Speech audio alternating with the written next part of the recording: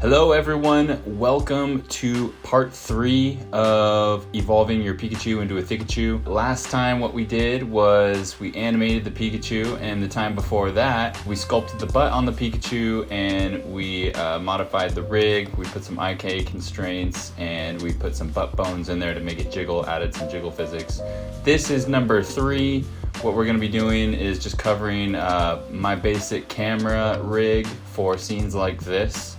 And for a lot of my scenes, honestly. So let's get into it. So if you followed along for the last two, you'll have something similar to this. So I'm just gonna go ahead and hide the rig because we don't need it. I'm gonna play the animation so you can see it. This is what we got. Not perfect, but I just wanted to show you guys the basics here. So what I'm gonna do to add a camera is I'm gonna go ahead and add in a camera. Wow, go figure. Hit Alt-R to clear the rotation because it comes in already rotated. We don't want that. And then also let's go Shift-A, add in an empty, Shift-A again, add in another empty, and then Shift-A, add in a curve circle. Not the mesh circle, you want to do a curve circle. What we're gonna do is grab one of these empties here. Actually, no, my bad. We're gonna grab the camera, Shift select one of these empties, Control P object. So what we just did is parent the camera to one of the empties. So what I'm going to do is label the empty that we just parented the camera to. I'm going to call it Cam1 because that's our #1 camera. And then the Bezier circle, I'm going to go ahead and rename to Cam Path. And then this remaining empty, I'm going to go ahead and call it Cam Track. Alright, so we got our 3 parts here, and I'm gonna drop this down. We got our camera under there. So let's grab this Cam1 empty and go over to our constraints here and go follow path. And select the eyedropper tool, and you want to come up here to the cam path because that's the path we want to follow, right? And what this does is essentially attaches the empty and ultimately the camera to the circle, so we can drag the offset here and it'll animate and kind of go around our Pikachu. But the problem is our camera is pointing down and it's not looking at our Pikachu, and we don't want that. An easy way to fix that is our other empty here, our camera track. And you guessed it, we're gonna have this control where our camera points. So I'm just gonna move this up towards the center of the Pikachu. We're gonna grab our empty again and add another constraint. It's gonna be track 2. And then we're gonna come down here to our eyedropper tool and select the cam track. And boom, look at that.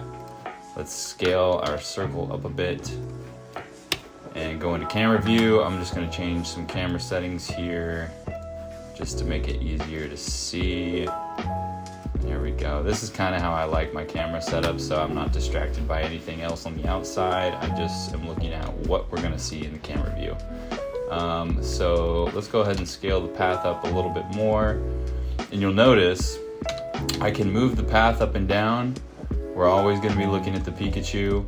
I can grab the camera empty here, Cam1. Go into constraints and we'll animate the offset here, and we're always pointing towards that empty. And if I wanted to, I can grab this empty here and move it around, and it's always in the center of the camera. So yeah, it's really that simple. Here's what we'll do. I'll go ahead and grab our empty, Cam1 empty. We're on frame 1. I'm gonna go, and we'll start like somewhere around here.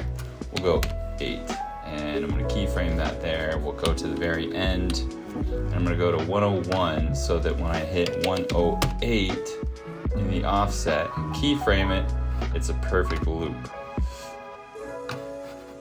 So let's go ahead and select that so we can see it here in the graph editor. I'm going to change our interpolation to linear here, and to get there all I did was select both of these, hit T, and select linear. That way you don't get a slow ramp up to camera movement and then a slow down camera movement. You just want it to be one speed the entire time.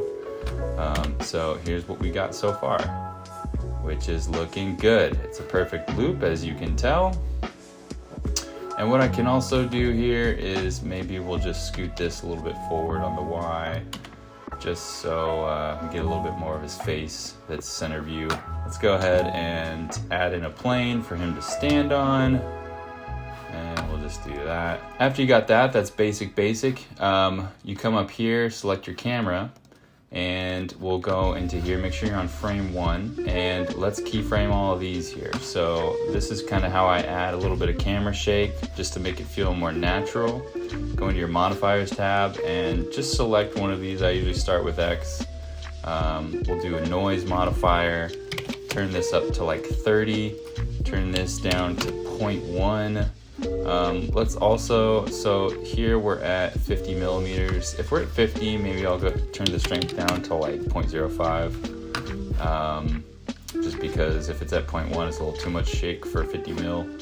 And then what we can do is copy this, come into the Y rotation, and we'll paste it and just change the phase to whatever. It doesn't really matter. And so now we're kind of left with this, which if I turn this back on, it'll be easier to see. We have some camera movement going on, right? It just feels a little more natural, more organic than just a stale, stiff, 360 around whatever you're filming. And then also what I like to do is copy this one again from the Y rotation. Come over here and press the copy button. Come back to the Z, and we're gonna place that there. Just hit the paste button, and it pastes the same modifier as the one that you copied. And then what we're gonna do is just offset it a bit to the left, which is a negative value.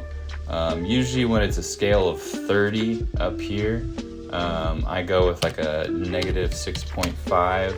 And then another thing I like to do here, grab the cam path, and then we're gonna animate this a little bit as well. We'll animate the Z value to bring it higher and lower.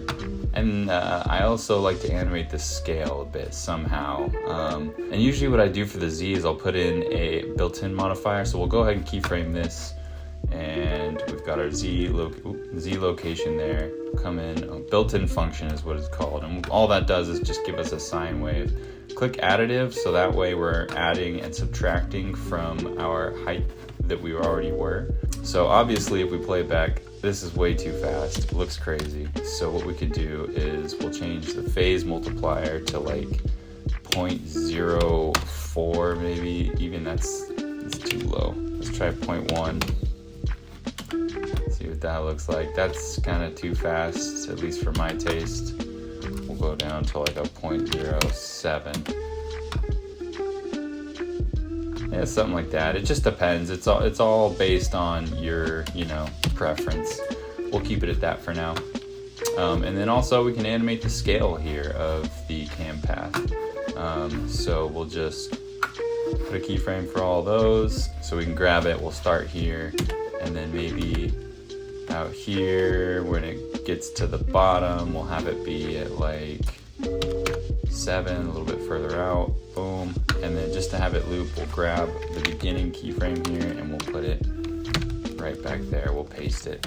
So now we have this, goes further out, comes back in. That's the basics of my my camera movement. We can do one more thing here. We'll go back into our camera, and for the Z rotation, sometimes what I'll do, actually a lot of the times what I'll do is put a built-in function in there as well. So all that's gonna do is tilt it this way or the other, but it just does it automatically. You don't have to put any keyframes in.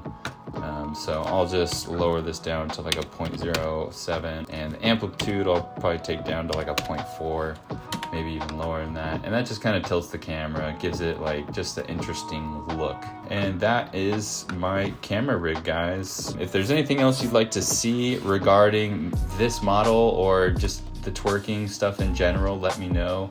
I was gonna end the series on this one. I'll do like a whole environment design course probably in the future. So thank you guys for watching, appreciate you, and we'll see you in the next one. Peace.